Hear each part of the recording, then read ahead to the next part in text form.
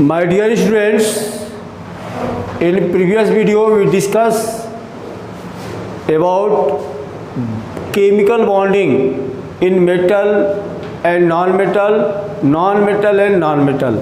हमने previous video में detail पढ़ा कि मेटल और non metal why they are combined up, क्यों वे एक दूसरे से रिएक्ट करते हैं, बॉन्डिंग की पॉसिबिलिटीज़ क्यों होती है, उनके बीच बॉन्डिंग क्यों बनता है, इसका डिटेल हमने, और electronic dot structure how can we write, ये सब डिटेल हम प्रीवियस वीडियो में दिए हैं। आप वहाँ उसे देख सकते हैं अगर आप इस वीडियो को पहली बार देख रहे हैं। और आप इस वीडियो को देख के लाइक करें, सब्सक्राइब करें, हमारी पोटेंशियल को बढ़ाएं।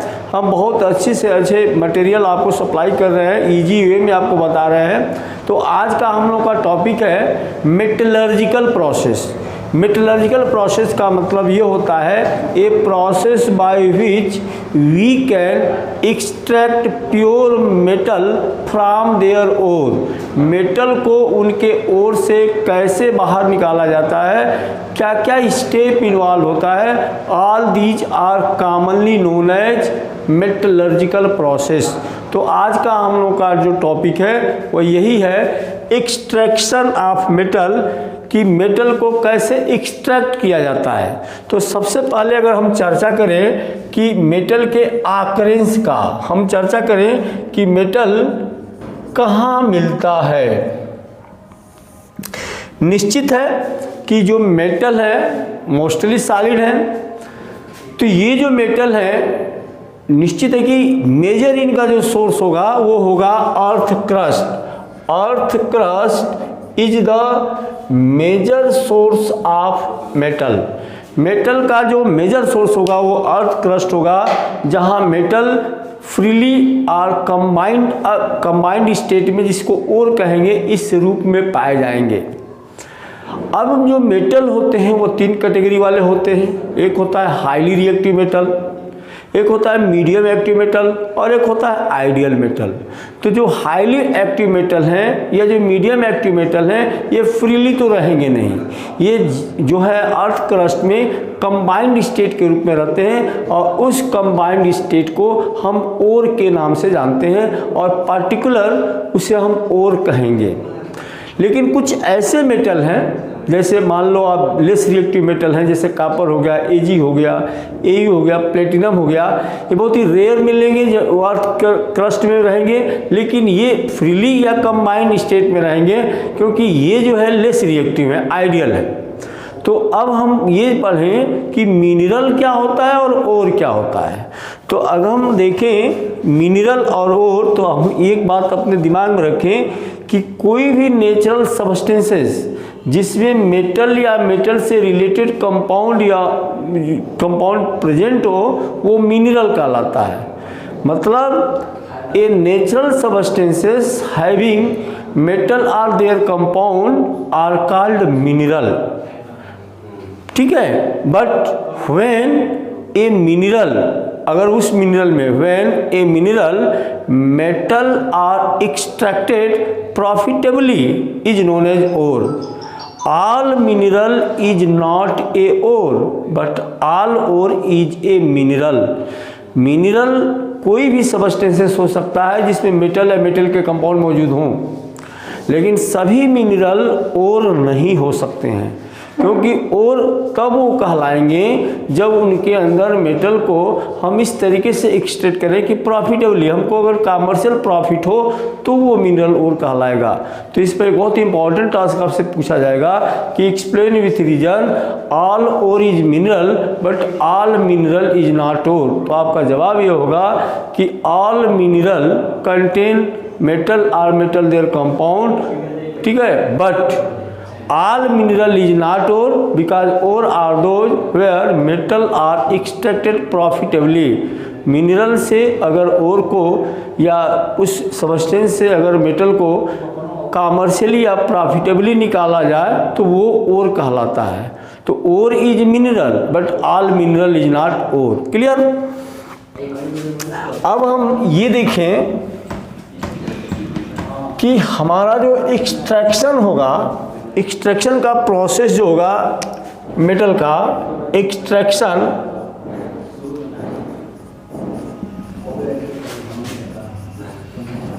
Extraction of metal from ore, ये कैसे होगा? तो there are some way, some method by which, या स्टेप होंगे जिनके थ्रू हम मेटल को ओर से रिमूव करेंगे। इसमें जो पहला स्टेप आएगा वो होगा कंसंट्रेशन ऑफ ओर। ये स्टेप आप लोग याद रखेंगे, कंसंट्रेशन ऑफ ओर, ये पहला स्टेप होगा। अब ये जो स्टेप है हम जो है इसलिए करेंगे कि मेटल जो ओर हमको मिला जमीन से, जो अर्थ क्रस्ट मिला, they contain many unwanted material, जिसको हम गैंग कहेंगे। उसके अंदर सॉइल है, उसके अंदर रेता है, उसके अंदर स्टोन्स हैं, ये सभी अनवांटेड हैं। तो all unwanted material present in ore is known as gangue and the removal of gangue from this ore is known as concentration of ore.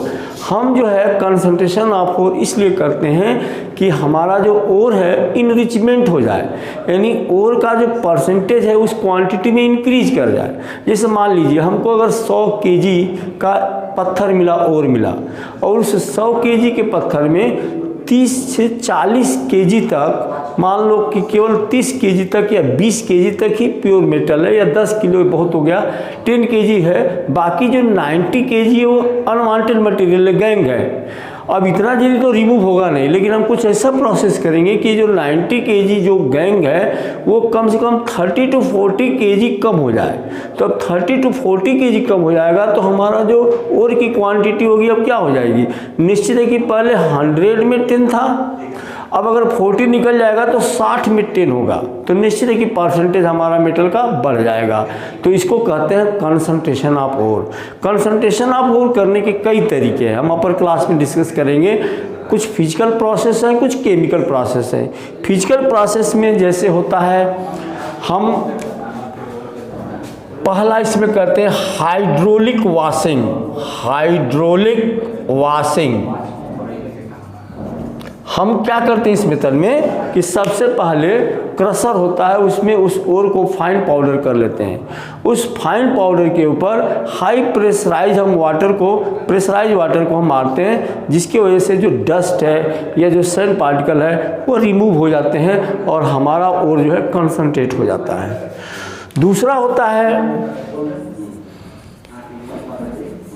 Magnetic separation. Magnetic separation में जनरली जैसे हमें मालूम है कि मेटल जो होता है, जैसे आयरन हो गया, ये मेटल जो होते हैं ये मैग्नेट के प्रति अट्रैक्टेड होते हैं। तो एक बेल्ट होता है, उस बेल्ट पे हम उस फाइन पाउडर को पास करते हैं, वहाँ मैग्नेट लगे रहते हैं। निश्चित है कि मैग्नेट मेटल रिलेटेड सबस्टेंसेस को अपने तरफ अट्रैक्टेड कर जाते हैं, और जो नॉन मैग्नेटिक जो डस्ट या रेता होते हैं वो वन साइडेड पास होते चले जाते हैं, जिसकी वजह से जो मैग्नेट के प्रति अट्रैक्ट हुए, निश्चित है कि they are metal containing material, और वो जो है अब हमारा जो निकलता है वो कहलाता है कंसंट्रेटेड ओर। और जो सबसे इम्पॉर्टेंट प्रोसेस हम अप्लाई करते हैं जनरली एक कापर या सल्फाइड ओर के लिए करते हैं, जिसमें सल्फाइड ओर, क्योंकि ओर दो प्रकार से होते हैं, या तो सल्फाइड ओर होते हैं या ऑक्साइड ओर होते हैं। वो होता है froth flotation process. Froth flotation process, इसमें हम क्या करते हैं कि एक टैंक यूज करते हैं। इस टैंक में हम यहाँ पे एक आपका एजिटेटर होता है, और इसमें फाइन पाउडर को हम डाल देते हैं, और इसमें हम टारपीन आयल यूज करते हैं। टारपीन आयल जो है ऊपर के सरफेस पे निश्चित है कि एक फिल्म बना लेता है, और अब हम हाई स्पीड एयर पास करते हैं। निश्चित है कि हाई स्पीड एयर पास करने से ये जो एजिटेटर होता है रोटेट होता है, मटेरियल रोटेट होगा, तो जितने मेटल जो सल्फाइड के साथ चिपके होंगे, चूँकि वो इजीली एडजॉर्ब हो जाएंगे इस आयल ड्रॉपलेट में, और जब इजीली आयल ड्रॉपलेट में जो है एडजॉर्ब हो जाएंगे, जो रेता या डस्ट होंगे वो नीचे ही रह जाएंगे, सेटल रह जाएंगे। तो अब इनकी इस फिल्म को निकाल लेंगे और कॉटन के बैग में डाल देंगे। कॉटन के बैग में डालेंगे तो जो भी आयल या जो भी वाटर डस्ट आया होगा, वाटर वो कॉटन बैग में चिपक जाएगा, और उसके बाद उस मटेरियल को वहाँ से निकाल लेंगे। तो ये कहलाएगा हमारा फ्लोटेशन प्रोसेस। ये important process of concentration of ore in which mostly sulfide जिसमें होता है sulfide ore containing ore are concentrated by this process. अब chemical method, concentration of ore के लिए हम केमिकल मेथड भी यूज करते हैं. केमिकल मेथड में हम क्या करते हैं, केमिकल मेथड में जो सबसे इंपॉर्टेंट मेथड है वो है लीचिंग मेथड. लीचिंग मेथड इसे हम हॉल प्रोसेस भी कहेंगे. इस प्रोसेस में हम करते क्या हैं, जनरली मोस्टली एल्युमिनियम को इस प्रोसेस से ट्रीट किया जाता है. इस प्रोसेस में हम कास्टिक सोडा यूज करते हैं, यानी जो ओर है एल्युमिनियम कंटेनिंग ओर NaOH के साथ ट्रीट करते हैं. निश्चित है कि अगर एल्युमिनियम, जितने भी एल्युमिनियम होंगे सोडियम के साथ मिलके NaAlO2 दैट इज सोडियम मेटाएल्यूमिनेट बना लेंगे और सोडियम मेटाएल्यूमिनेट को लेकर के अगर ट्रीट कर देंगे तो यहाँ से एल्यूमिना हमें मिल जाएगा. तो इस तरीके से कंसंट्रेशन ऑफ ओर का ये जो केमिकल प्रोसेस है, हॉल प्रोसेस या जो है लीचिंग प्रोसेस जिसे कहेंगे, ये काफ़ी इम्पोर्टेंट प्रोसेस होगा जिसमें हमारा जो वेस्टेज होगा उस वेस्टेज में एल्युमिनियम के न जाने का जो चांसेस होगा बिल्कुल मिनिमम होगा. क्लियर. इसलिए इसे हम लीचिंग प्रोसेस के नाम से जानते हैं. लीचिंग का मतलब होता है लीच, आप जानते होंगे जो को कहते हैं, यानी इस तरीके से उस ओर के अंदर से ढूंढ के जितने भी एल्युमिनियम होंगे NaOH के साथ रिएक्ट करके सोडियम मेटाएल्यूमिनेट बना लेंगे. इस आधार पर इस प्रोसेस को डेवलप किया गया है. अब हम चलते हैं अगले स्टेप पे. हालांकि हमारे 10th स्टैंडर्ड में ये कंसंट्रेशन ऑफ ओर नहीं है, अपर क्लास में है. तो जब हम अपर क्लास के वीडियो को हम पोस्ट करेंगे उसमें हम डिटेल मैकेनिज्म बताएंगे कि किस तरीके से हम कंसंट्रेशन ऑफ ओर कैसे हम करते हैं. ये हमारा 12th का टॉपिक है. चूँकि 10th लेवल के लिए हम अगर वीडियो दे रहे हैं तो आप अपने दिमाग में इतना बस प्रोसेस करना रखिए कि how can we concentration of ore take place. हम कंसंट्रेशन ऑफ ओर को किस तरीके से कर सकते हैं, या कंसंट्रेशन ऑफ ओर का मीनिंग क्या होगा. कंसंट्रेशन ऑफ ओर का मीनिंग ये हुआ the removal of unwanted material like gangue from ore is known as concentration of ore. Second step हमारा होता है, और ये बहुत एक इम्पॉर्टेंट स्टेप है, conversion of ore into their metal oxide. अब यहाँ इस स्टेप को हम दो तरीके से करेंगे. अगर हमारा ओर सल्फाइड है या अगर हमारा ओर कार्बोनेट है, ओर जो मिलता है या तो कार्बोनेट के रूप में मिलता है या सल्फाइड के रूप में मिलता है. अगर हमारा ओर सल्फाइड ओर है जहाँ पे सल्फर मौजूद है तो हम इस स्टेप के लिए उस ओर को लेंगे. जैसे मान लो सल्फाइड है, मेटल सल्फाइड, हम एयर के साथ ट्रीट करेंगे और एयर के साथ ट्रीट करना ये हमारा कहलाएगा रोस्टिंग. और अब जब हम रोस्टिंग करेंगे तो metal is converted into metal oxide and sulphur is converted into sulphur dioxide. ये यहाँ से गैस निकल गया, मिल गया हमको मेटल ऑक्साइड. लेकिन अगर हमारा ओर कार्बोनेट के रूप में है तो फिर हम मेटल कार्बोनेट का मतलब MCO3, इसको इन अब्सेंस ऑफ एयर ट्रीट करते हैं.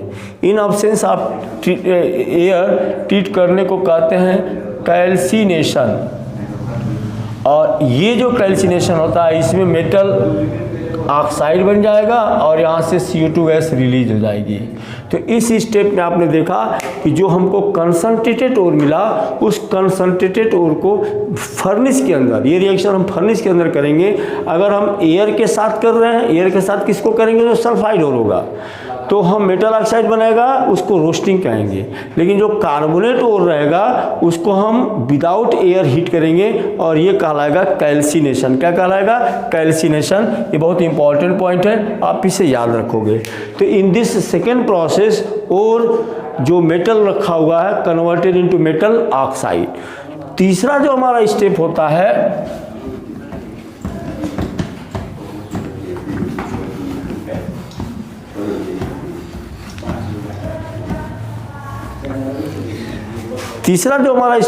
है वो होता है रिडक्शन स्टेप। इस रिडक्शन स्टेप में अलग अलग हम ट्रीटमेंट अलग अलग तरीके से कर सकते हैं। रिडक्शन का मतलब होता है रिमूवल ऑफ ऑक्सीजन।